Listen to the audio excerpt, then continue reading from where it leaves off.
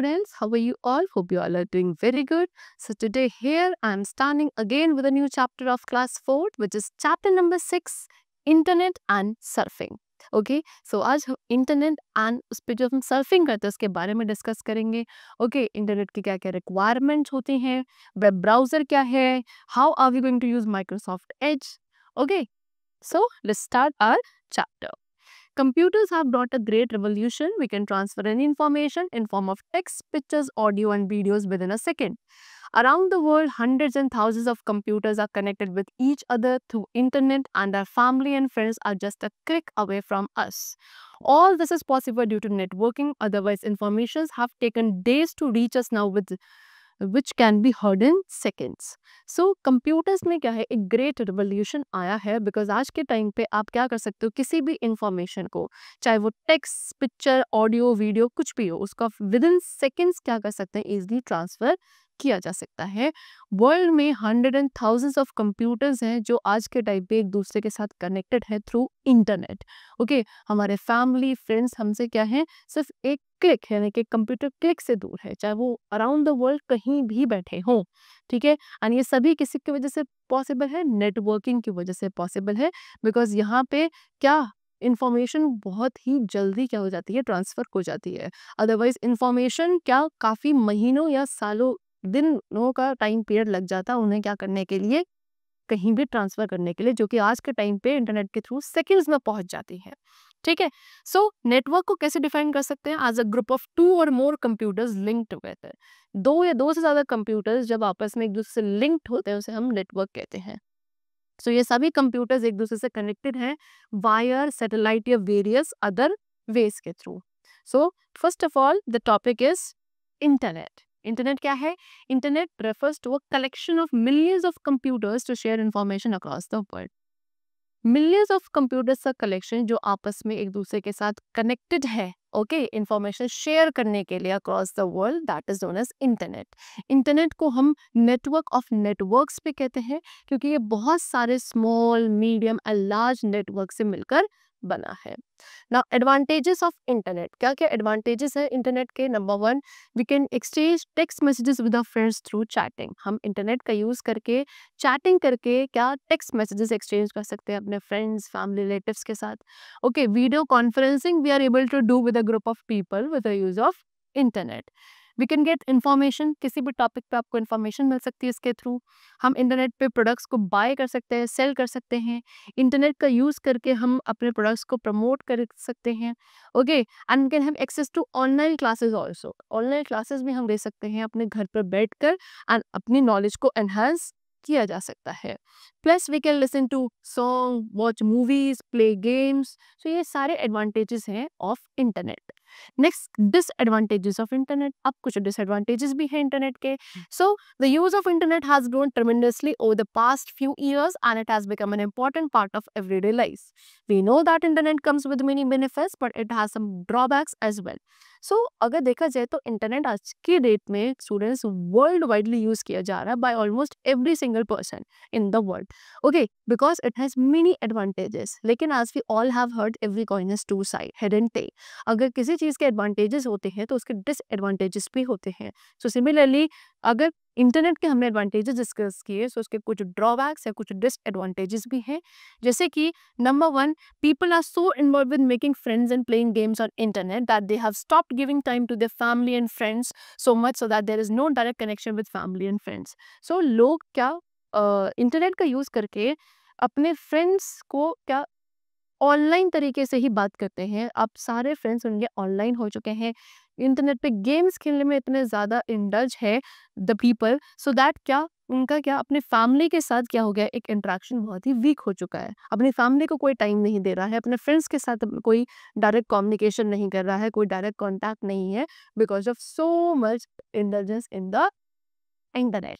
We have started to depend on the information present on internet. हम क्या बिल्कुल उस इंफॉर्मेशन के ऊपर डिपेंडेंट हो चुके हैं जो हमें इंटरनेट से मिलती है ना। So that we are lost a creative part of us, अपना खुद की क्रिएटिविटी हमारी बिल्कुल खत्म हो चुकी है।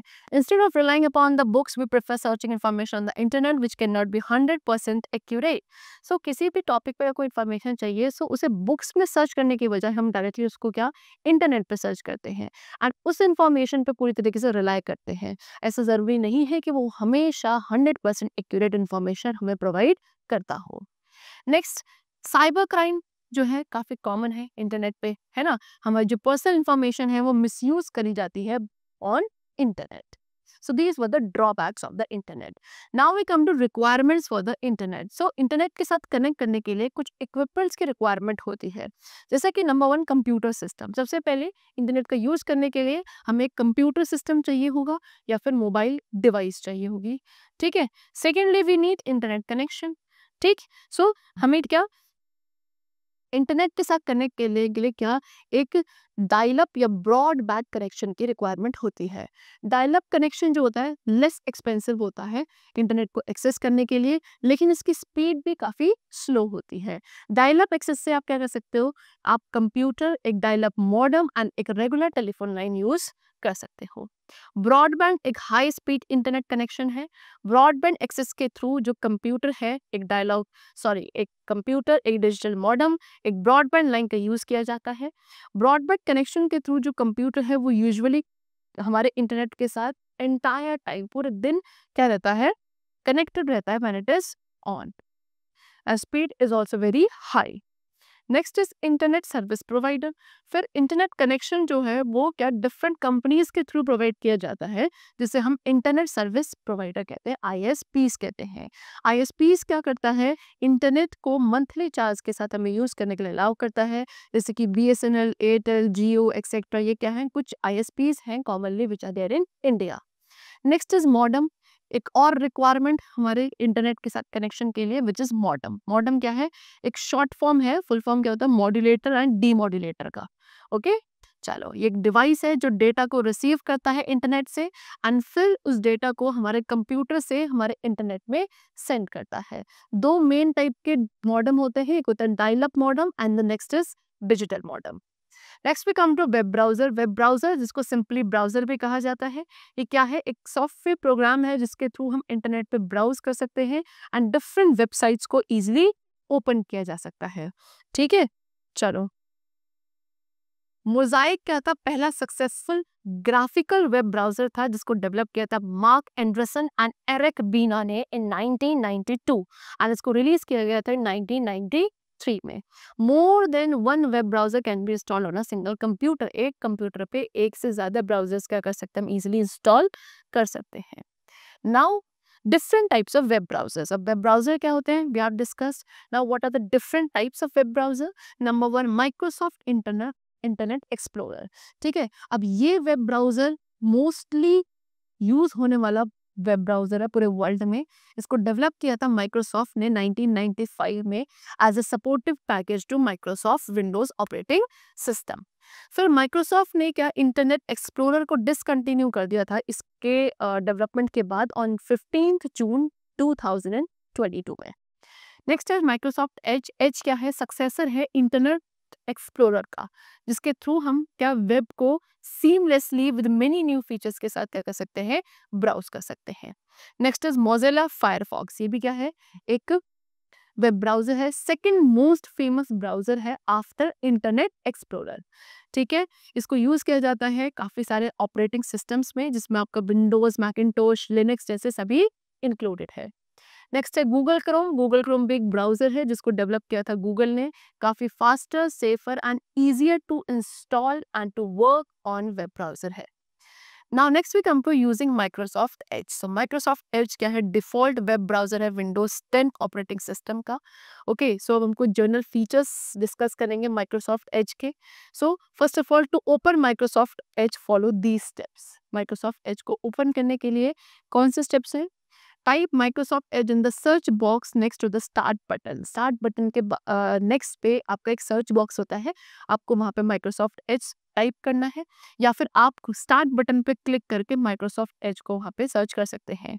फिर आपको माइक्रोसॉफ्ट एज पे क्लिक करना है, या फिर आप माइक्रोसॉफ्ट एज आइकन जो आपके टास्क बार में प्रेजेंट होता है आप उस पर भी क्लिक कर सकते हैं टू ओपन इट। चलो, सो ओपन होने के बाद आपको जो माइक्रोसॉफ्ट एज विंडो दिखेगी, it will look somewhat like this. Now, what are its various components such as back button, forward button, refresh button, new tab button, address bar, favorites, more. These all are the components of Microsoft Edge window. सबसे पहले tab. So Microsoft Edge में website कहाँ open होती है? Tab में open होती है। And if you want to open a new website, अगर एक न्यू वेबसाइट ओपन करनी है, सो सबसे पहले हमें एक न्यू टैब को ओपन करना पड़ेगा थ्रू न्यू टैब बटन, जो कि आपका ये होता है। फिर बैक बटन, इसका व्यूज किया जाता है एक प्रीवियसली विजिटेड वेब पेज को व्यू करने के लिए। फॉरवर्ड बटन, इसका यूज करते हैं हम नेक्स्ट विजिटेड वेब पेज को देखने के लिए। रिफ्रेश बटन का यूज किया जाता है वेब पेज को रीलोड करने के लिए, ओके, जो भी हम अभी करंटली देख रहे हैं उसको रीलोड करने के लिए। Address bar, okay, address bar क्या है? It is a place where we type the URL of any website. किसी भी वेबसाइट का यूआरएल जहाँ पे टाइप किया जाता है उस जगह को क्या कहा जाता है? एड्रेस बार कहा जाता है। यूआरएल को एंटर करने के बाद हमें एंटर की को प्रेस करना होता है from the keyboard. Then favourites option का क्या करता है? Allows us to add a web page to a reading list. हमारी रीडिंग लिस्ट में एक वेब पेज को ऐड करने के लिए इसका यूज किया जाता है। More, this option shows extra features. ये जो मोर ऑप्शन है इसके अंदर कुछ एक्स्ट्रा फीचर्स होते हैं, जैसे कि private mode, zoom, print and additional settings. So ये सारे आपके कंपोनेंट्स होते हैं माइक्रोसॉफ्ट के। ओके, चलो, so the chapter is completed over here. I hope it was very clear and understood to you. Let's meet very soon. Till then, take care and thank you everyone.